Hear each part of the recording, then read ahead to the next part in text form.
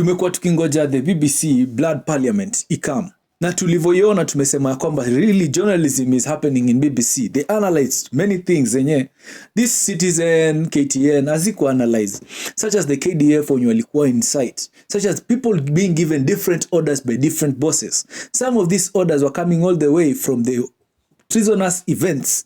So your day there is many things zenye zili happen. And for us finance bill protesters, wenye tulikuwa first days, it was so ugly that we were actually traumatized. Sai Gen Z wenye wako hapa, they are so much traumatized. Watu wakiangalia wakiona kama ni movie, si wenye tulikuwa site manze, it is such a hurting place because we realize that it is like a feeling of yesterday, kitu ili happen jana.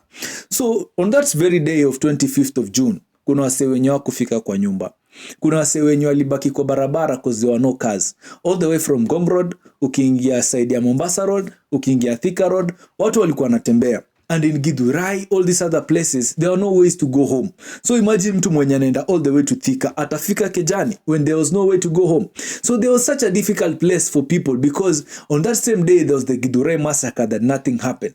As we are analyzing the lives zenye zimekuwa tulipoteza in BBC, that is just a small piece of the pie. There is real police brutality in our country. And as Gen Z, that same day, I had a shirt written together. And together, I had a feeling ya kwamba we can do this together. Because as you can see, the finance bill protest will lead to the finance bill core rejected. Despite losing all those lives and they were not supposed to be lost, it was a clear indication of police brutality, a clear indication of lack of care for human life. Like there was clear indication ya kwamba there is no accountability for these lives that were lost, and there is no accountability even from the government kusema ya kwamba we are guilty, we did this and we are taking these steps to make sure this don't happen again.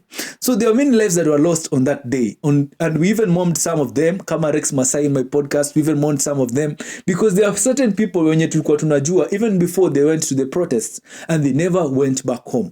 And very many Gen Zs knew ya kwamba there is some of us wenye tutaenda and we might not come back home. But you see, fear was a reaction, but courage was a choice. We showed up for our friends, we showed up for our people, we showed up for everyone wenye tulikuwa pale, even when others wengine they were doing it from home. Wana text, wengine walikuwa wanafanya wengine walikuwa nurses, wengine walikuwa doctors, wengine walikuwa wanapeana transport. Like together we did this, we made this happen.